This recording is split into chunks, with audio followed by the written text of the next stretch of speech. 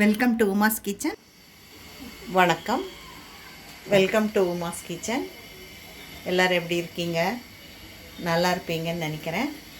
உங்கள் எல்லாருக்காகவும் என்னுடைய பிரார்த்தனை என்றைக்குமே இருக்கும். இன்றைக்கி நம்ம என்ன பார்க்க போகலான்னா, பாஸ்தா பண்ண போகிறோம். அது என்னுடைய சம்மந்தி வீட்டுக்கு வந்திருக்கேன். அங்கே அவங்க பொண்ணு பண்ணுது. அதை தான் உங்களுக்கு காமிக்க போகிறேன். இந்த பாஸ்தாவுக்கு வேணுங்கிற சாமானெல்லாம் வச்சுருக்காங்க. இது தக்காளி அரைச்சி வச்சுருக்கு.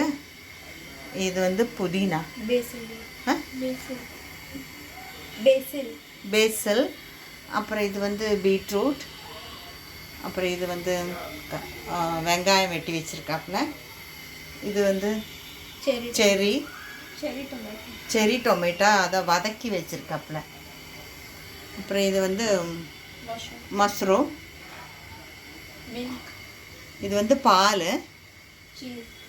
இது வந்து சீஸ், இது வந்து பட்டர்.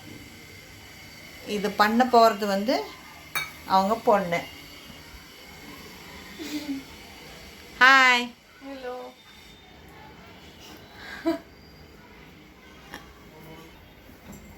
முதல்ல வடச்சட்டி சூடு பண்ணிட்டாப்புல. இது எண்ணெய் ஊற்றிருக்காப்புல.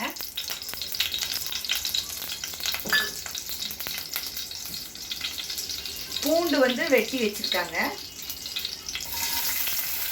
வெட்டினா பூண்டு போட்டிருக்காப்புல.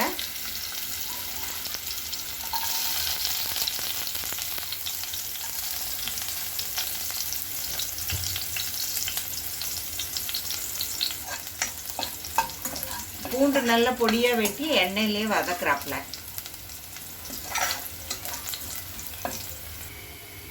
இந்த பாஸ்தாவை வந்து தண்ணியில் போட்டு வேக வச்சு எடுத்து வச்சுருக்காப்புல. பூண்டு நல்லா ரோஸ்ட் ஆயிடுச்சு.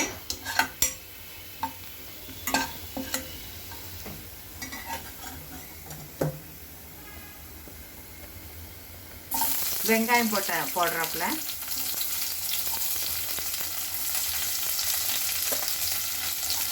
ஒரு 2 பெரிய வெங்காயம் வெட்டி வச்சிருக்காப்புல. அதை தான் போடுறாப்புல.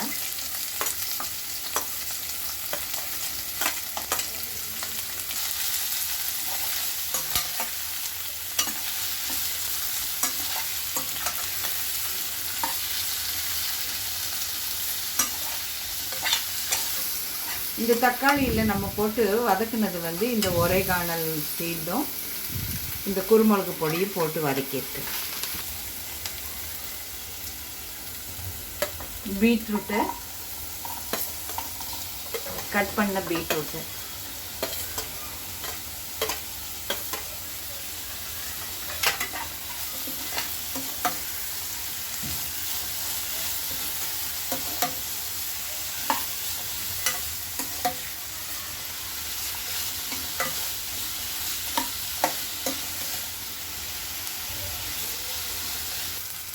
பாருங்கள். பீட்ரூட் போட்டு அந்த வெங்காயத்தில் வதக்கணுன்னா கலர் பாருங்கள் எப்படி சிகப்பு கலர் ஆயிடுச்சு.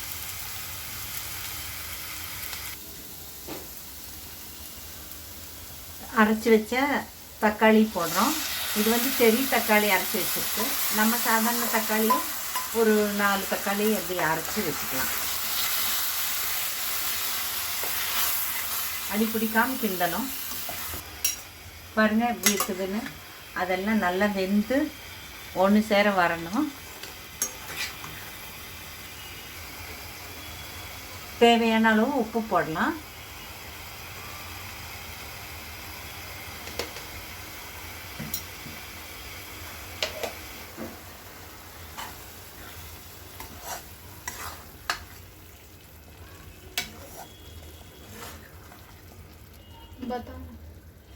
இப்போ இதை எடுத்து தனியாக வச்சிடணும். இனி வந்து அந்த மஷ்ரூம் இருக்கு இல்லைங்களா, இது வந்து காளான், அதை வந்து ஃப்ரை பண்ணணும். தனியாக ஒரு பேன் வச்சுட்டு அதில் வந்து கொஞ்சம் வெண்ணெய் போடணும். இந்த காளானை ஃப்ரை பண்ணுறதுக்காக வேண்டி நாங்கள்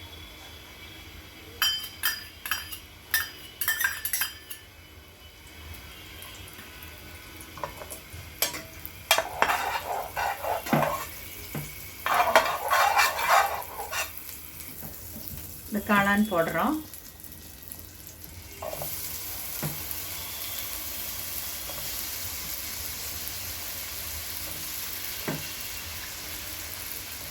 அதாவது பாஸ்தாலாம் நான் செஞ்சதே இல்லை.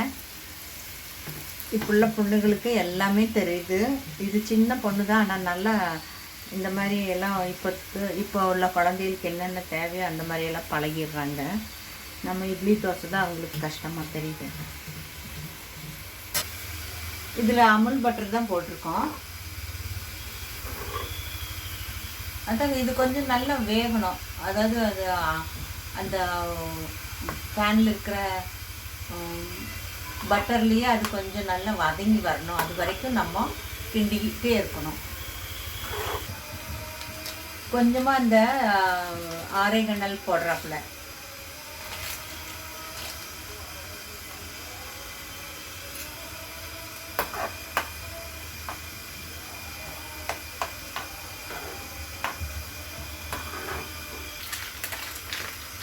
கொஞ்சமாக ஒரு குருமிளகு பொடி தூவுறாங்க.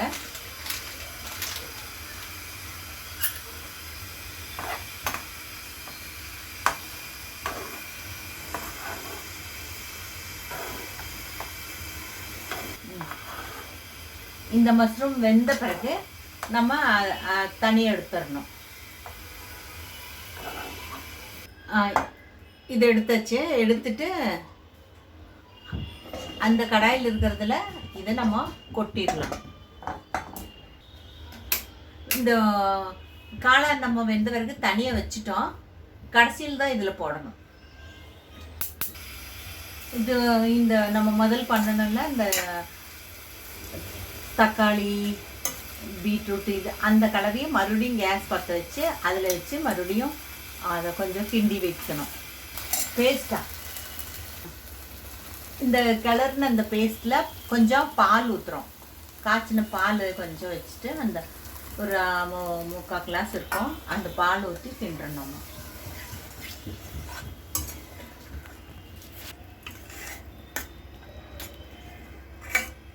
இப்போ நம்ம சீஸ் எடுத்து வச்சிட்ருக்கோம் இல்லையா, இந்த சீஸ் எல்லாம் ஒன்று ஒன்றா பிரித்து அதில் போடுறோம்.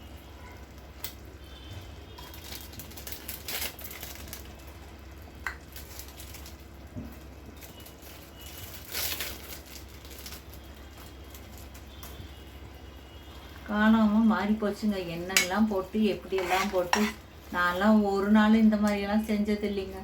அதனால் எனக்கு இந்த பாஸ்தாலாம் தெரியாது. இப்போ பீட்ரூட்டில் போடும்போது சிகப்பாக இருந்துச்சு. இப்போ இந்த இதெல்லாம் போட்டோன்னா பாருங்கள் பிங்க் கலர் ஆயிடுச்சு.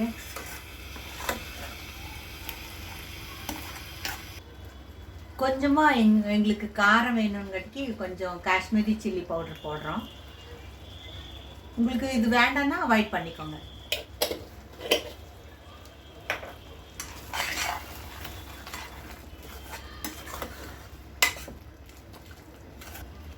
இப்போ இந்த காளானை நம்ம இந்த கலவைக்குள்ளே மிக்ஸ் பண்ண போகிறோம்.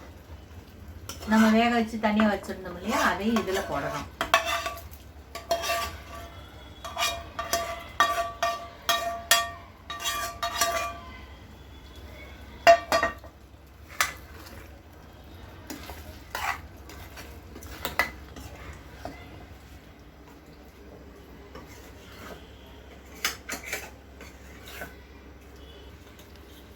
இந்த பாஸ்தா எண்ணெய் கொஞ்சம் ஊற்றி உப்பு கொஞ்சம் போட்டு வேக வச்சு வடித்து எடுத்து வச்சுருக்கோம்.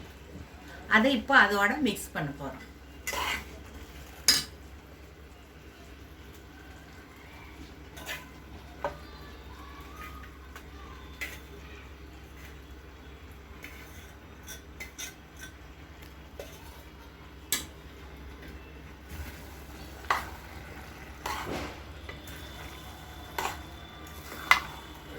இதுதான் இன்னைக்கு நாங்கள் நைட்டில் சாப்பிட போகிறோம்.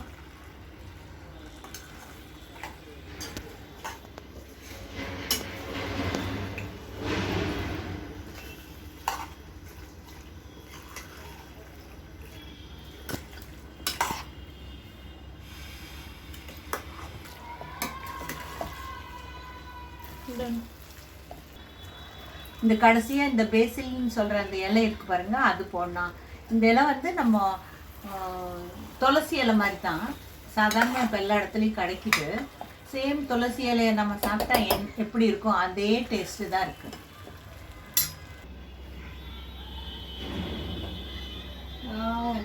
எங்களுடைய ஜெல்சி தான் இது செஞ்சது.